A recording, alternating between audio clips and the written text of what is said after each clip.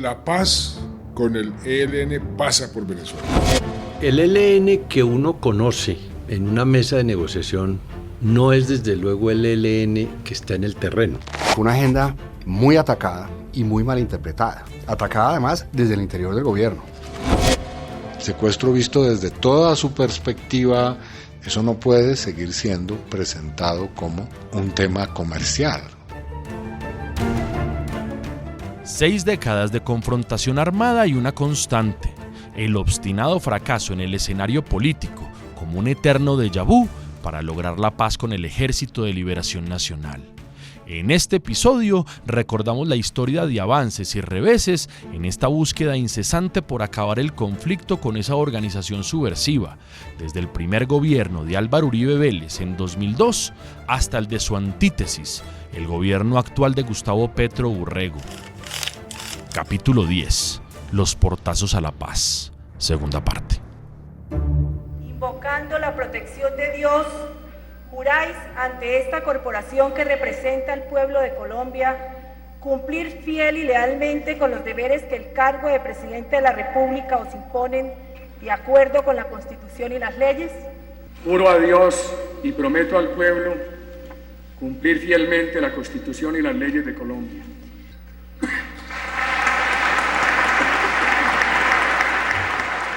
La elección de Álvaro Uribe Vélez no está exenta de cuestionamientos. Lo señalan de ganar con el apoyo de los paramilitares, un INRI que lo marcará para siempre. Uribe compra el discurso antiterrorista de Washington y lo traslada a Colombia.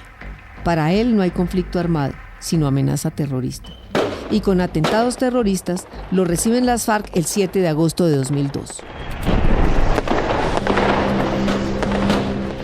14 rockets contra la Casa de Nariño dejan 27 personas muertas y casi 70 heridas y un caos en los alrededores del Capitolio. Uribe, sin embargo, invita en su discurso de posesión a los grupos armados a dejar los fusiles.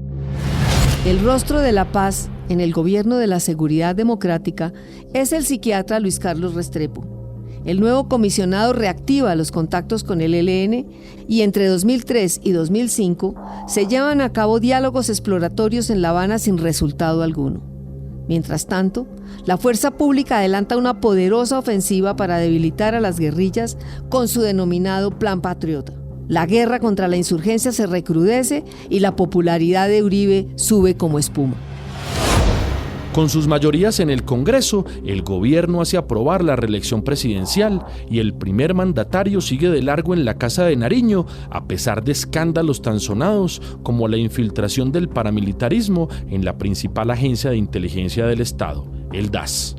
Con más de 7 millones de votos y un respaldo del 62% de la población, el más alto hasta ese momento en la historia, Uribe Vélez insiste en su política de mano dura y lucha contra el terrorismo. Meses después, en junio de 2007, el presidente Uribe le dice al ELN que si declara un cese al fuego, habrá conversaciones. Un viraje inesperado.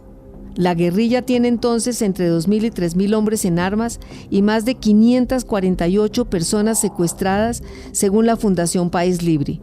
8 rondas de diálogos exploratorios se llevan a cabo en La Habana, Cuba. Culminan en agosto de 2007 sin resultados concretos. El presidente venezolano Hugo Chávez Frías se ofrece como mediador para retomar los diálogos con el ELN. Pero pronto todo se enturbia otra vez. Una conversación telefónica de Chávez con el comandante del ejército colombiano, general Mario Montoya Uribe, colma la paciencia del mandatario colombiano que decide poner punto final a la mediación del presidente venezolano. Chávez reacciona con su verbo encendido y en una locución de "aló presidente" acusa al presidente Uribe de haber incumplido su palabra y de tomar como disculpa la llamada del general Montoya, fortuita según él, para cancelar la mediación. Dice que está seguro de que Uribe no quiere seguir en el proceso. La guerra continúa. En marzo de 2009, el comisionado Luis Carlos Restrepo renuncia. Hereda su cargo Frank Pearl, entonces consejero para la reintegración.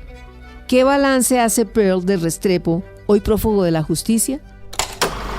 Con Luis Carlos Restrepo nunca hubo empalme y me entregó una oficina absolutamente desocupada y sin ningún documento. Toda la documentación, del proceso con el ELN, así como la documentación que hubiera habido del proceso con los paramilitares, se esfumó, se extinguió. No sabemos si nunca hubo o si alguien se la llevó. El segundo gobierno de Álvaro Uribe termina lleno de escándalos y quien ha sido su ministro de Defensa, Juan Manuel Santos, gana las elecciones en segunda vuelta el 20 de junio de 2010, cobijado por la inmensa popularidad de su antecesor. Sin embargo, en su discurso de posesión, Santos anuncia un giro en la visión militarista y ofrece el ramo de olivo de la paz.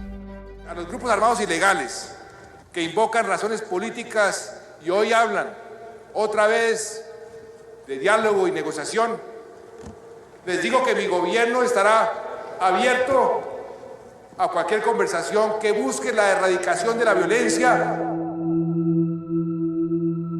Santos cambia el lenguaje guerrerista y ya no habla de terrorismo, sino de conflicto armado. Contrario a Uribe, sostiene que la solución pasa por la negociación política. Eso sí, mantiene la presión militar. Zanahoria y garrote es la fórmula.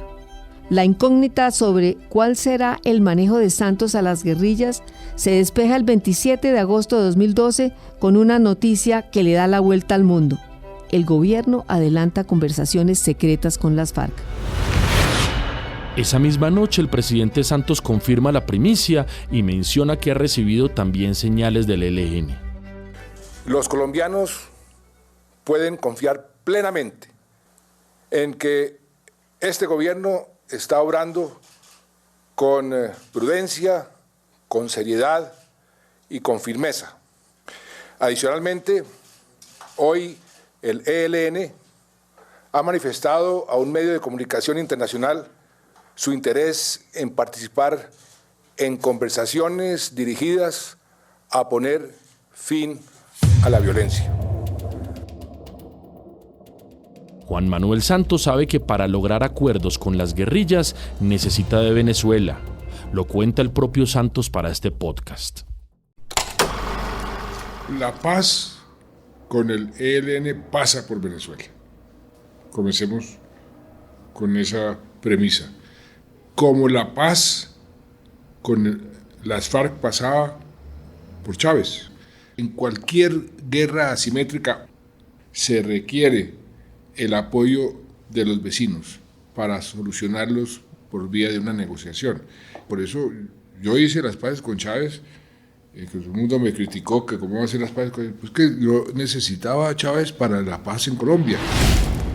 Además, en la política exterior, dejarse de hablar es como en los matrimonios. Uno se deja de hablar, entonces se acaba el matrimonio y no tiene ningún propósito. Entonces, con los países vecinos, así se esté uno en desacuerdo, no puede dejar de hablarse y de solucionar los problemas que siempre surgen en las fronteras. Entonces, en este caso, coincidimos en que la paz de Colombia le convenía a Venezuela porque estaba sufriendo las consecuencias de la guerra en Colombia y le convenía a Colombia, y Chávez se dedicó y ayudó y fue fundamental en la parte secreta y en la parte después.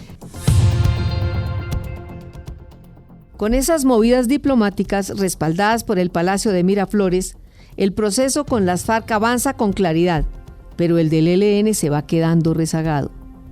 Frank Pell explica por qué el gobierno Santos se toma su tiempo para reactivar contactos con el ELN. Lo primero es que el proceso de paz en su complejidad consumió al equipo negociador y consumió al gobierno. Y en segundo lugar, había personas dentro del gobierno que estaban en desacuerdo con adelantar cualquier tipo de negociación con el ELN mientras no se hubiera finalizado del todo la negociación con las FARC. Yo no compartía esa visión, pero esa visión prevaleció durante mucho tiempo y por eso el proceso se demoró en arrancar. Aunque hay diálogos exploratorios con el ELN en 2013, el foco está centrado en el proceso con las FARC. Santos aspira a la reelección para rematar la faena con esa guerrilla y la obtiene a trancas y a mochas, enfrentando en segunda vuelta al ungido de Álvaro Uribe, Óscar Iván Zuluaga.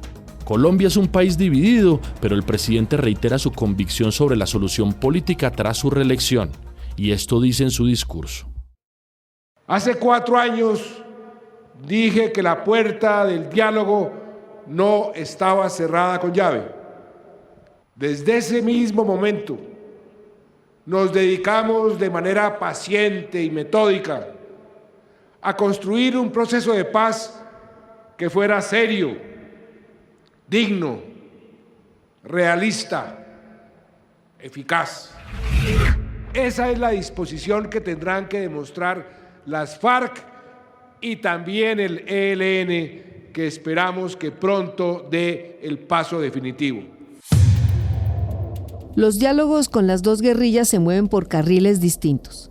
Con las FARC por el de la negociación formal y con el ELN por el de la exploración. Dos procesos diferentes y dos ritmos que no logran acompasarse. Frank Perl, entonces jefe del equipo negociador con el ELN, explica.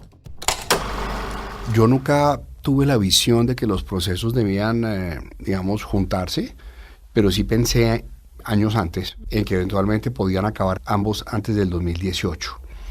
Pero pues el tiempo no nos dio, porque nos demoramos mucho negociando, porque empezamos tarde, nos demoramos negociando la agenda mucho más que con las FARC. Con las negociaciones siempre son más complejas que con las FARC.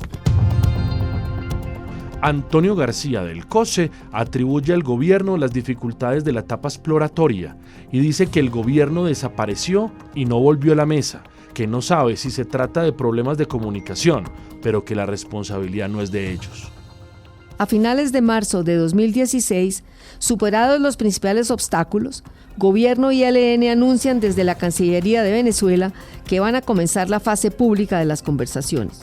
El gobierno colombiano y el Ejército de Liberación Nacional anunciaron este miércoles desde Caracas el inicio de un diálogo formal para acabar con medio siglo de conflicto armado. Instalar una mesa de conversaciones pública en Ecuador. El objetivo es erradicar la violencia de la política y avanzar hacia la reconciliación. Sobre esta nueva etapa de los diálogos, Pablo Beltrán, jefe de la delegación del ELN, le dice al periodista Yamid Ahmad que hay ambiente para negociar. Nosotros tenemos un lema que dice siempre junto al pueblo.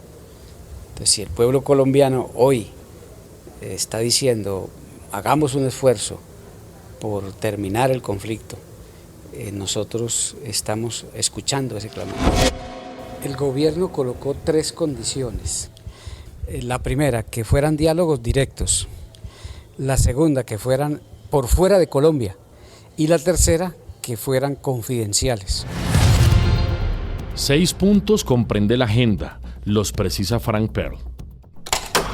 Nosotros firmamos una agenda y esa agenda tiene un punto que tiene que ver con democracia para la paz, que tiene que ver con los mecanismos de participación de la sociedad en el proceso de negociación, tiene que ver con un punto de transformaciones, con un punto de justicia, con un punto de fin del conflicto. Pero es una agenda que complementa a la de las FARC. Yo resumiría que entre ambas son mutuamente excluyentes y colectivamente exhaustivas. Eso es lo que quiere decir es que se complementan pero no se cruzan y que contienen todo lo indispensable para la resolución del conflicto. Y así la planeamos, así la ejecutamos. Fue una agenda muy atacada y muy malinterpretada. Atacada además desde el interior del gobierno, porque ese proceso de negociación con el ELN tuvo muchos enemigos internos.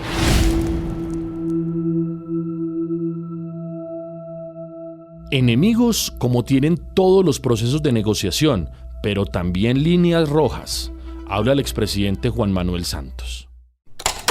Desde un principio teníamos muy claro que había unas líneas rojas, que no íbamos precisamente a negociar el modelo económico, ni íbamos a negociar las Fuerzas Armadas, y había una serie de cosas que no íbamos a negociar, la política exterior, eso no era negociable.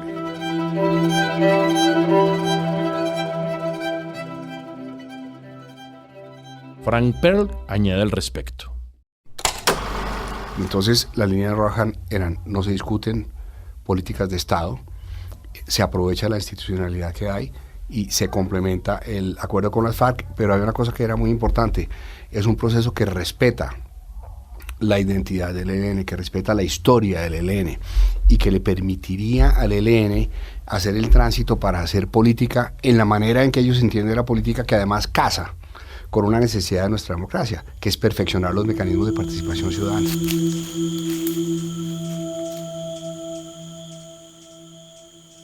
La participación ciudadana es una especie de mantra del Ejército de Liberación Nacional. En ese momento se convoca a la sociedad civil, tal como lo pide el ELN, y se avanza mucho, asegura el expresidente Santos. El ELN ha sido tradicionalmente muy hábil en presentarse como representante de las comunidades, como que ellas están negociando es en función de las comunidades. Y inclusive en la negociación que nosotros hicimos, les dimos a las comunidades la oportunidad de pronunciarse y de manifestarse y de participar a través de una serie de diálogos.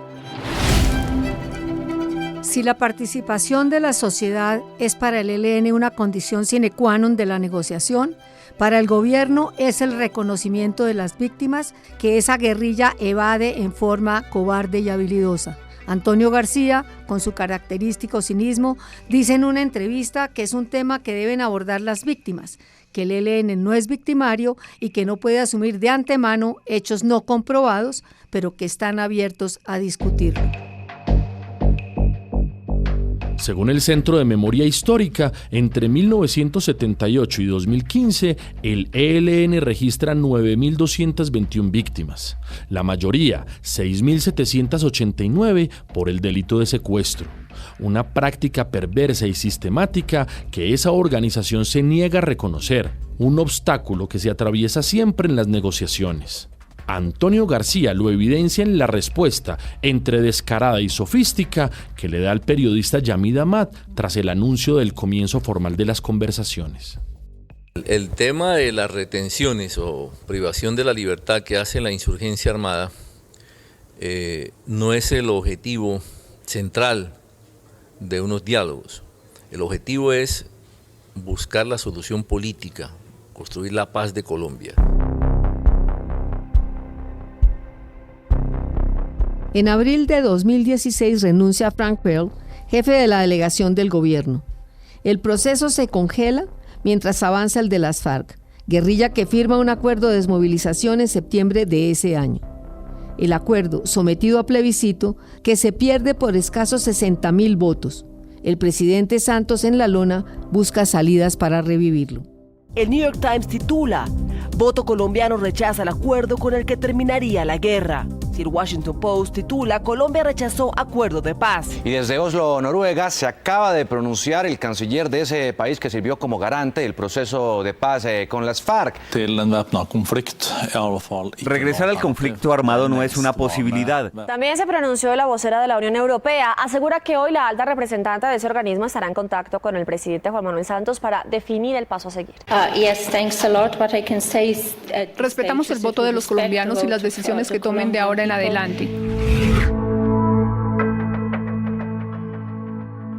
Mientras el presidente maniobra para ganar tiempo, en la madrugada del viernes 7 de octubre de 2016 recibe una llamada que le devuelve el aliento. Al otro lado del teléfono, desde la gélida capital de Noruega, Santos recibe la noticia de que ha sido designado Premio Nobel de Paz. Con semejante respaldo internacional, logra firmar el Acuerdo de Colón el 24 de noviembre de 2016. Buenas noches. El gobierno y las FARC firmaron un nuevo acuerdo de paz. Ante más de 800 invitados, el presidente Santos y alias Timochenko firmaron los acuerdos que habían sido objeto de modificaciones luego de la victoria del no en el plebiscito. El Teatro Colón, en el centro de Bogotá, fue el escenario de este acontecimiento. Así hablaron los protagonistas. La refrendación se ha aprobado en el curso de la semana entrante. Ese será el día D. A los 90 días se iniciará la dejación de las armas. Ya para entonces, el presidente ha designado al exministro Juan Camilo Restrepo como nuevo jefe de la delegación para los diálogos con el ELN. Se abre un nuevo capítulo en la ya muy larga y conflictiva historia de las conversaciones con el grupo de Gavino. Invito a todos los colombianos a que con espíritu patriótico trabajemos juntos para alcanzar unos acuerdos que nos unan, que garanticen que no haya más víctimas por el conflicto armado. Es un momento difícil, el secuestro va en aumento, el ELN tiene presencia en 99 municipios y las acciones armadas han crecido 450% con respecto a 2009. El presidente Santos exige la liberación de todos los secuestrados como condición para iniciar los diálogos. Alias Gavino, sin embargo, rechaza esa exigencia. La liberación de los secuestrados dilata la instalación de la mesa en Quito. Uno de ellos es el excongresista Odín Sánchez, condenado por vínculos con paramilitares y miembro de un clan político familiar del Chocó. Su liberación y la excarcelación de 2 miembros del ELN, Juan Carlos Cuellar y Eduardo Martínez, para que cumplan gestiones de paz, allanan el camino para dar comienzo a la fase pública de los diálogos en Ecuador en la primera semana de febrero de 2017. Santos, ya como Nobel de Paz, instala la mesa en Quito. Las conversaciones públicas a las que daremos inicio con el ELN tienen una naturaleza muy distinta al proceso de La Habana, porque el ELN y las FARC son organizaciones muy diferentes y porque estamos en un momento con otras características. En lugar de pasar un largo tiempo en la mesa redactando acuerdos detallados punto tras punto, queremos promover procesos de participación de la sociedad en las regiones que sirvan de base para acordar con el ELN medidas que contribuyan a la construcción de la paz. La sede de los diálogos es una antigua hacienda tabacalera en los alrededores de la capital ecuatoriana. El exministro Juan Camilo Restrepo, nuevo jefe de la delegación negociadora, recuerda así a su contraparte. El ELN que uno conoce en una mesa de negociación no es desde luego el ELN que está en el terreno, ni en los frentes. Es una élite negociadora que se ha ido formando en el ELN, para no llamarla burócratas de la negociación, que llevan 20 o 30 años negociando con el Estado.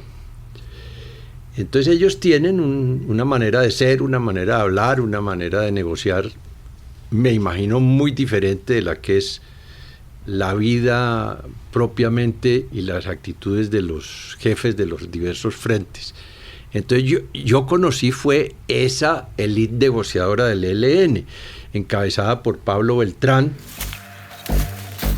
Sobre el rol de Cuba y el papel de la Iglesia con respecto al ELN, Restrepo dice lo siguiente. Ellos nacen, digo el ELN, coetáneamente con la Revolución Cubana.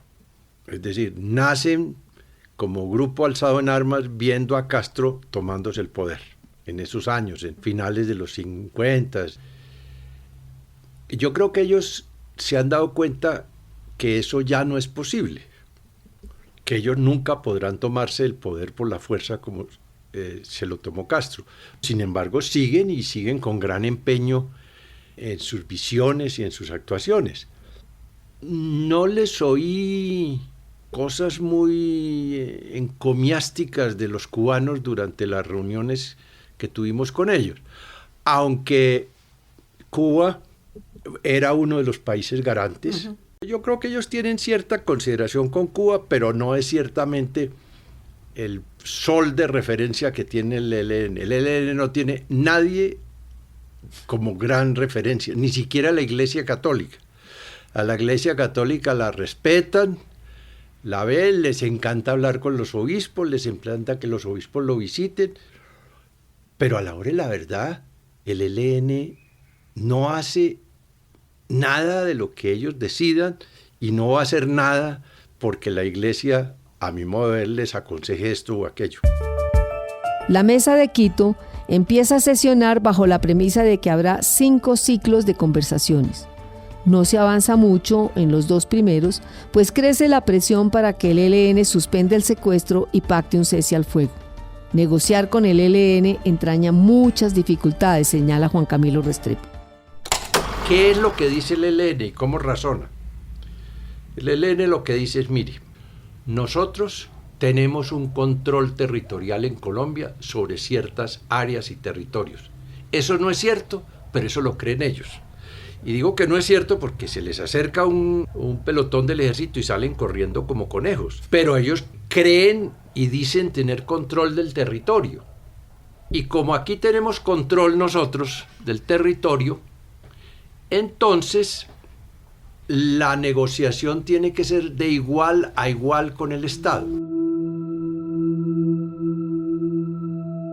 El jefe de la delegación oficial rechaza la tesis del control territorial del ELN y destaca la contradicción entre el discurso del derecho internacional humanitario, que esa guerrilla defiende de dientes para adentro, pero que incumple de puertas para afuera. Nosotros nos cansamos de decirle, de explicarle, de argumentarle al ELN que ellos estaban obligados a respetar el derecho internacional humanitario. Porque como grupo alzado en armas, desde las convenciones de Ginebra del año 49, en sus protocolos 2 y 3, cuando un Estado se sienta con un grupo alzado en armas, ambos están obligados a respetar el derecho internacional humanitario. Y respetar el derecho internacional humanitario es no hostigar ni atentar contra civiles no combatientes, es decir, no poner una bomba que dañe un acueducto del cual se surte una población de civiles, o no secuestrar con fines extorsivos a un civil, o no dañar una infraestructura que da bienestar a la población civil. Ese es el derecho internacional humanitario. Esa cosa tan sencilla no se atreven a aceptarla de dientes para afuera del ELN. No obstante los obstáculos, intransigencias y actos de guerra, gobierno y ELN logran finalmente un acuerdo de cese al fuego el 4 de septiembre de 2017, 2 días antes de la visita del Papa Francisco al país. Es el primer cese bilateral pactado en 53 años de conflicto con esa guerrilla. El presidente Santos hace el anuncio. El cese al fuego y hostilidades bilateral que se firmó en Quito esta mañana quiere decir que el ELN tiene que dejar de secuestrar, de reclutar menores, de sembrar minas, de atacar nuestra infraestructura. Y por supuesto, debe cesar toda acción ofensiva contra nuestras Fuerzas Armadas y contra nuestra policía. Negociar con una guerrilla que tiene diversos frentes, unos más contaminados que otros con el narcotráfico, no es tarea fácil. Restrepo lo dice así de claro. Siempre se ha dicho que el ELN es un grupo muy federado y se le contrasta con las FARC, que era central y que el comando central de las FARC decía una cosa y la seguían todos los frentes sin chistar. Y eso es cierto. El ELN es mucho más federado. En el ELN han surgido frentes que tienen mucho poder y que no estaban hasta hace mucho. Yo atribuyo eso, que la preeminencia, la importancia, por ejemplo, ahora del Frente del Chocó, que no es muy grande, está asociado al negocio de droga en que está metido el ELN. Pero así como tienen esa entelequia del control territorial, tienen también la entelequia de que ellos son representantes de la sociedad civil. Así como el Papa es representante de Dios en la tierra, ellos dicen ser los representantes de la sociedad civil en Colombia. Yo le dije 1000 veces a Beltrán, ustedes tienen alguna influencia en 1, en 2, en 10 estamentos de la sociedad civil colombiana, pero la sociedad civil colombiana está conformada por decenas, por centenas de estamentos, no solo que ustedes no controlan, sino que no los aceptan a ustedes. Antes de finalizar 2017, Juan Camilo Restrepo renuncia a su cargo. Lo reemplaza el exvicepresidente Gustavo Bell, entonces embajador en Cuba. Recibe la mesa de diálogo en Quito y un cese al fuego no cumplido a cabalidad. A finales de enero de 2018, 3 atentados con explosivos contra la policía, con saldo de 7 agentes muertos y varios heridos, son razón suficiente para que el gobierno cancele las conversaciones que van para su 5ª ronda. Más de 24 horas después del atentado terrorista en el centro de Bogotá, que le causó heridas a 26 policías y a 4 civiles, el ELN aparece como el principal sospechoso del ataque.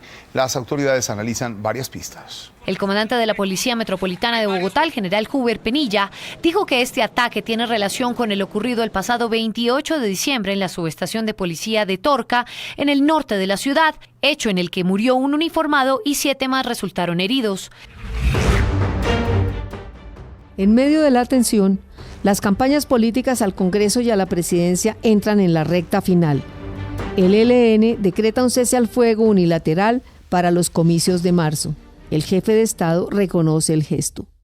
El pasado domingo vivimos las elecciones más pacíficas y más transparentes en más de medio siglo. Las FARC, ya desmovilizadas y desarmadas, se presentaron como un partido político. Y el ELN cumplió con el cese al fuego unilateral que decretó con ocasión de las elecciones. Es con gestos como este, y no con ataques terroristas, como el ELN puede reconstruir el mínimo de confianza que se requiere para avanzar en el camino del diálogo. Por eso, pensando en la vida, en salvar vidas, en lograr una paz completa para Colombia, he decidido retomar los diálogos de paz con el ELN. El proceso recibe una última bocanada de aire en los estertores del segundo gobierno de Juan Manuel Santos. Las delegaciones vuelven a la mesa el 2 de abril de 2018 con una prioridad: estudiar la posibilidad de un nuevo cese bilateral del fuego. Pero pocos días después, el 18 de abril de este año, el presidente ecuatoriano Lenín Moreno anuncia que su país deja de ser garante de los diálogos por problemas en la frontera con Colombia. Solicitado a la canciller del Ecuador que frene esas conversaciones y que frene nuestra condición de garante de ese proceso de paz, mientras el ELN no se comprometa a dejar de cumplir esas actividades terroristas. El gobierno anuncia el traslado de la mesa a Cuba. El tiempo se le agota al premio Nobel para firmar un acuerdo con el ELN. Iván Duque, el favorito para sucederlo, es el ungido de su mayor antagonista político, el expresidente Álvaro Uribe. El 17 de junio de 2018, Duque es elegido con más de 10 millones de votos, 2 millones por encima de su contendor Gustavo Petro. Los diálogos con el ELN otra vez quedan en el limbo. 8 de la noche, 3 minutos. Seguimos en esta cobertura especial, imágenes de la Torre Colpatria, María Alejandra, que muestra el resultado. Un resultado ya contabilizado, el 100% de las mesas, informado. El resultado es el siguiente, según la Registraduría Nacional del Estado Civil. La gráfica que muestra el triunfo de Iván Duque. Iván Duque, 10.373.080 votos. Gustavo Petro, 8.034.189 votos. Para Duque, vehemente opositor del acuerdo con las FARC, los diálogos con el ELN son un encarte. Y un día antes de su posesión, Gustavo Aníbal Giraldo, alias Pablito, miembro del COSE y comandante del Frente de Guerra Oriental, el más poderoso de esa guerrilla, se pronuncia en el noticiero CMI. Acá estamos y vamos a esperar qué dice el presidente Duque. Si quiere la paz o quiere la guerra. Nosotros, independientemente de lo que digan, somos unos luchadores de la paz.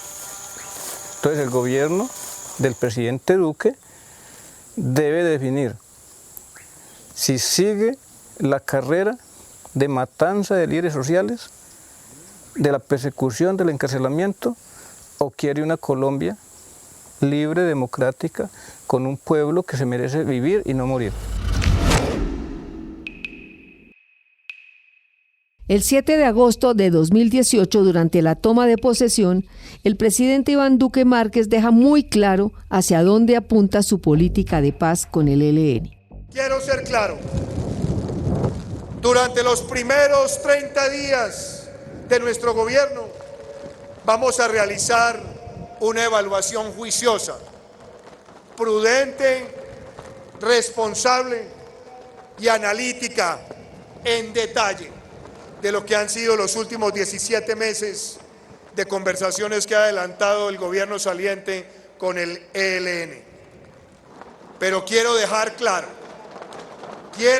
absolutamente claro que un proceso creíble debe cimentarse en el cese total de acciones criminales, con estricta supervisión internacional y tiempos definidos.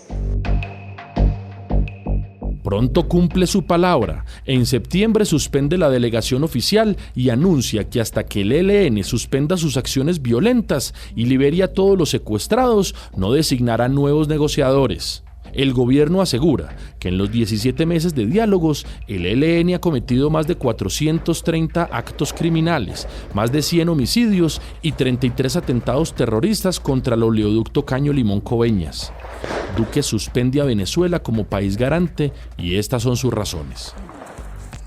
Un país que ha auspiciado al ELN en su territorio, que lo ha protegido, que ha permitido que desde su territorio se fraguen actos criminales contra el pueblo colombiano, pues está lejos de ser garante. El ELN anuncia un cese al fuego para las festividades de fin de año, pero previo a la tregua ejecuta varios atentados en el Cesar. El escalamiento del conflicto se reactiva. No parece haber espacio ni voluntad para revivir las conversaciones. Y si acaso existiera, todo estalla en 1000 pedazos el 17 de enero de 2019. Ese día, a las 9:32 de la mañana, un explosivista del Frente Oriental del ELN detona un carrobomba con 80 kilos de pentolita en las instalaciones de la Escuela de Cadetes General Santander en el sur de Bogotá. La explosión del campero Nissan Patrol de placas LAF 565 deja un enorme cráter y graves destrozos alrededor. 22 cadetes muertos y unas 68 personas heridas es el balance del atentado terrorista. El presidente Duque condena el ataque. Este es un ataque en un centro académico donde había jóvenes y estudiantes desarmados. Es un ataque no solo contra la juventud, ni contra la fuerza pública, ni contra nuestros policías solamente. Es un ataque contra toda la sociedad. Este demencial acto terrorista no quedará impune. ¿Está bien? Cuidado, no se hace todo. Días después, la guerrilla reconoce la autoría del atentado. El gobierno cancela los diálogos, reactiva las órdenes de detención contra los negociadores que están en La Habana y pide a Cuba, país garante, que los extradite. El gobierno de la isla rechaza la solicitud bajo el argumento de que viola los protocolos acordados. El presidente Duque insiste. Lo que representó fue un acto criminal violador de los derechos humanos y ningún acto de esa naturaleza amerita ningún protocolo que evite que se haga justicia. Por eso le pedimos a ese gobierno que entregue a esos criminales para que se haga justicia. A principios de marzo de 2019, desde Cuba, Pablo Beltrán le concede una entrevista a la periodista María Alejandra Villamizar de Noticias Caracol, en la que dice que el presidente Duque se equivocó al romper los diálogos. Vamos a concederle una cosa. Nosotros somos responsables del atentado. ¿Cómo tiene que resolverse eso? Es un asunto penal. Hay un sistema judicial, enjuícienos. Nosotros llevamos desde agosto aquí esperando a que ellos nombren una delegación. Dijeron que iban a hacer una evaluación del proceso y no lo hicieron. No hicieron ni siquiera empalme con la comisión de paz que tenía Santos. Entonces, desde el principio ellos no querían esto. No había un acuerdo de que no hubieran acciones. Ellos no dejaron de atacarnos, intensificaron los ataques. Entonces, si el ELN hace un ataque, es malo, pero los ataques de ellos son buenos. Cuando decimos que hay que intentar una solución política del conflicto es porque hay que acabar eso. O sea, llevamos 70 años en guerra. En ese diálogo de sordos se va 2019 y llega 2020 con la amenaza mundial del COVID-19. El conflicto con la guerrilla queda relegado en medio de la pandemia que cobra la vida de 143.000 colombianos. La guerra sigue, el diálogo de sordos también. El gobierno Duque termina con más pena que gloria.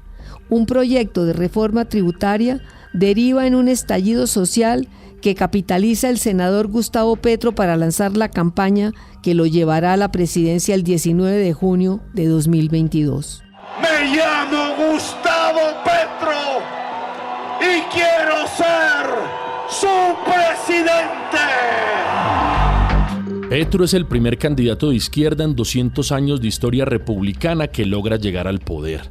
En su discurso de posesión, el 7 de agosto de 2022, insiste en las vías políticas para acabar el eco avasallante de los fusiles.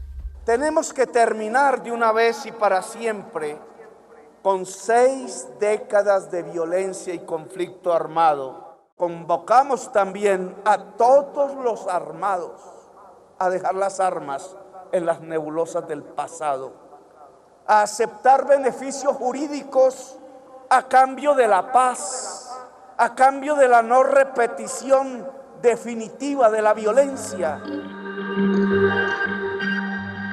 Su propuesta es de paz total, un ambicioso proyecto de reconciliación política que se topa de inmediato con la intransigencia del ELN, que critica que el gobierno pueda entablar conversaciones al mismo tiempo con ellos y con organizaciones de narcotráfico como el Clan del Golfo. Al margen de las dificultades, el presidente suspende las órdenes de captura y de extradición contra la delegación de paz del ELN, reactiva los protocolos para reiniciar los diálogos y le pide a Venezuela que sea garante del nuevo proceso. La mesa se instala el 21 de noviembre.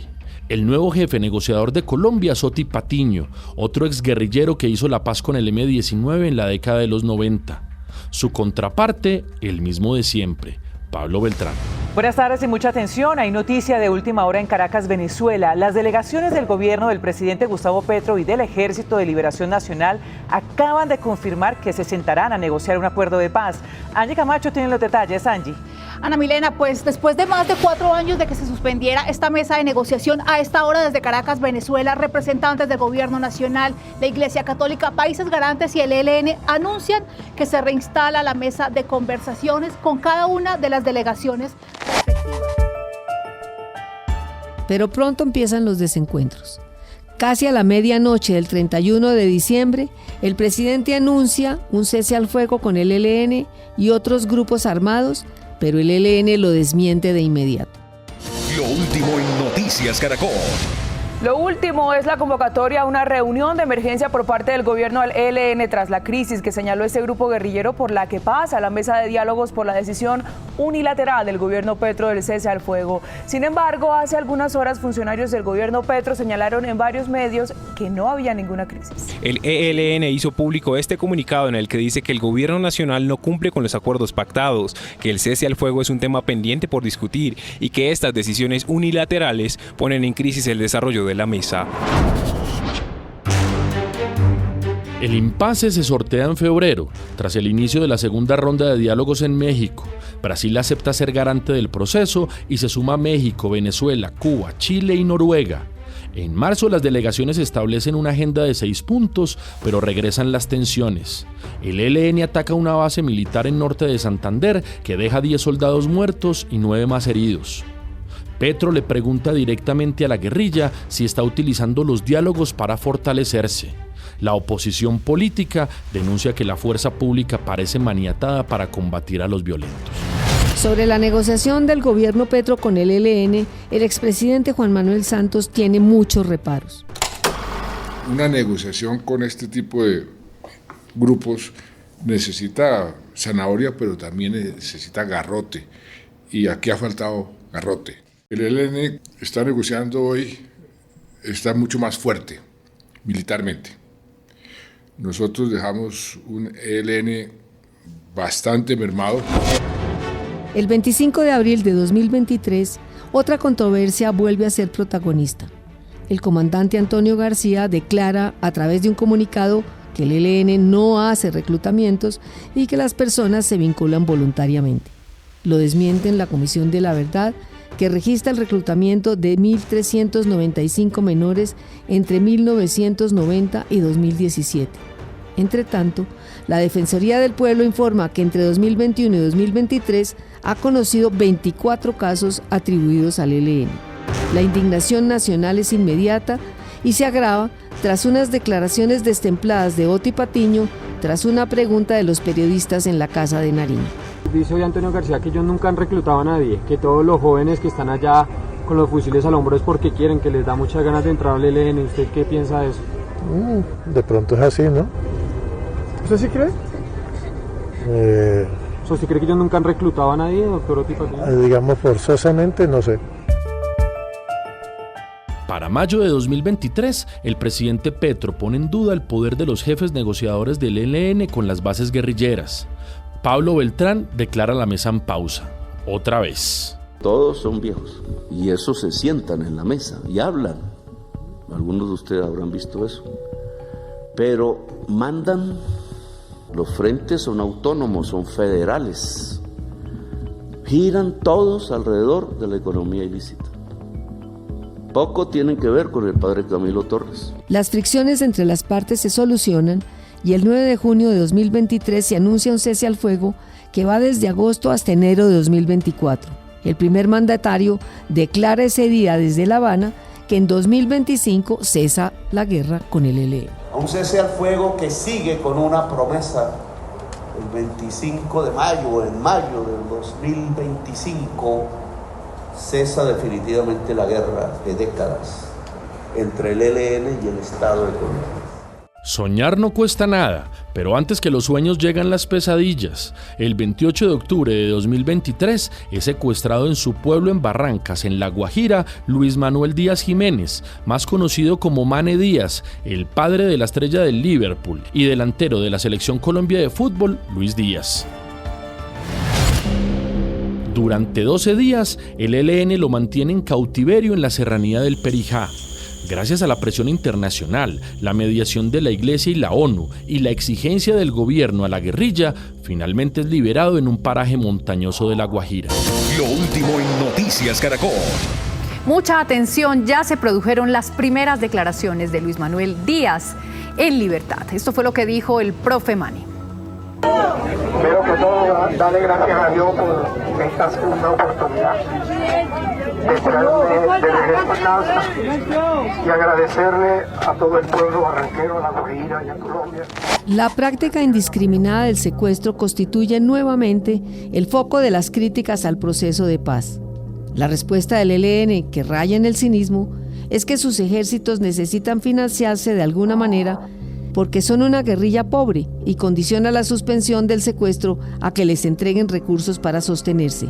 Unas declaraciones que indignan hasta los más vehementes defensores de los procesos de paz, empezando por el Premio Nobel Juan Manuel Santos. Eso no se puede aceptar, hay ciertos comportamientos que dicen simplemente eso no es aceptable. Como no tenemos con qué comer, entonces nos secuestramos, no, eso es inaceptable porque además una negociación política tiene que regirse por el derecho internacional humanitario para que sea legítima y aceptable, y el derecho internacional humanitario prohíbe tajantemente el secuestro. El senador Iván Cepeda, uno de los negociadores claves en la mesa con el ELN, dice tajante: el secuestro tiene que acabarse porque sencilla y llanamente es una práctica que riñe con todos los principios básicos de la humanidad. Es decir, el secuestro visto desde toda su perspectiva de cómo se desarrolla como delito, como práctica, lo que genera, los traumas que ocasiona a las personas, a las comunidades, a las familias, al país. Eso no puede seguir siendo presentado como un tema comercial.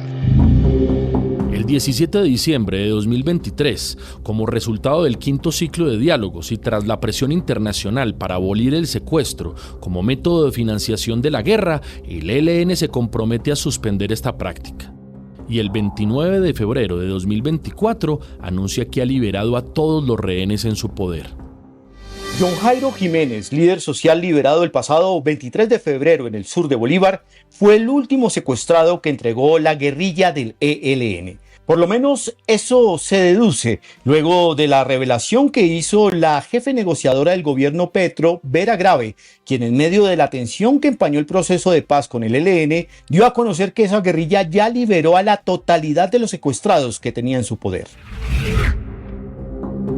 Para quienes sostienen que esta es una negociación a espaldas de la fuerza pública y suavecita con el ELN, porque por primera vez en la historia su contraparte es un gobierno de izquierda, Iván Cepeda contesta lo siguiente. Quien piense que la mesa de negociación es una tertulia en la que nos sentamos de manera apacible a hacernos bromas y a sacar acuerdos con el ELN se equivoca profundamente. Ahí ha habido discusiones muy álgidas y son discusiones argumentadas. Más allá de los repertorios criminales del ELN, la gran pregunta que ronda el proceso es si los frentes más vinculados con el narcotráfico, como el Frente Oriental y el del Chocó, sí van a acatar lo acordado en la mesa. Ese es el principal desafío que enfrenta la nueva jefa de la Delegación de Paz del Gobierno, Vera Grave, antropóloga de ascendencia alemana y exguerrillera del M-19. Ella llega al proceso con la misión de lograr acuerdos definitivos con la guerrilla más vieja de América Latina y la segunda más longeva del mundo después del Ejército de Liberación Nacional Karen en Myanmar.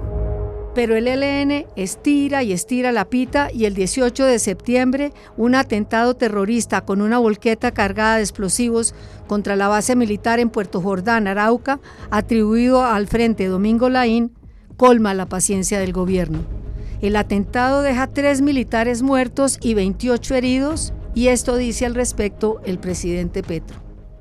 Es una acción que cierra un proceso de paz con sangre. Y es como un eterno devenir, silenciar una parte del pueblo y seguir en guerras y matándonos entre nosotros una y otra vez, como si esa fuera nuestra historia. El presidente Petro encara otro escollo más en su búsqueda por lograr un acuerdo con el ELN. El proceso se congela en medio de mutuas recriminaciones. En octubre de 2024, durante una intervención ante militares en Cali, el primer mandatario lanza pullas contra esa guerrilla. Personas que se llaman del ELN decidieron que hay que demorar la paz, que mejor esperar al otro gobierno, como lo han hecho antes, siempre con malos resultados, porque cada vez son más débiles. A comienzos de noviembre, tras una reunión extraordinaria de las delegaciones en Caracas para intentar descongelar los diálogos, el ELN pone sus cartas sobre la mesa en lo que llama una declaración de principios. Propone un nuevo modelo de negociación y una sociedad precapitalista como horizonte del proceso. Exige además que Estados Unidos no objete la solución política del conflicto y, para rematar, reconoce que para 2026 las partes no habrán firmado un acuerdo. Un nuevo portazo a la paz que ignora lo que en forma mordaz le dijo el negociador Iván Cepeda a este podcast. Ya se los dijimos, ustedes ya están viejitos, nosotros también. Ya es hora de que esto cambie. Desde entonces reina una calma chicha y ninguna de las partes se atreve a romper. Pero a mediados de enero de 2025, como un eterno déjà vu con esta guerrilla, estalla la tragedia en el Catatumbo y al menos 42.000 civiles terminan desplazados en menos de una semana. Una tragedia humanitaria como pocas en la historia del conflicto. El ministro del Interior, Juan Fernando Cristo, no dice que el proceso no va más, pero para todos parece claro que no va más. Yo creo que el ELN perdió su última oportunidad de hacer la paz en Colombia. Yo creo que el ELN son unos bárbaros, unos salvajes lo que acaban de hacer en el Catatumbo contra la población civil. Se ha impuesto y al Estado colombiano y a la sociedad colombiana, y esto va más allá del gobierno del presidente Petro, tiene que entender que ahora hay que enfrentarlos militarmente, hay que golpearlos y hay que evitar estratégicamente que controlen la frontera colombo-venezolana.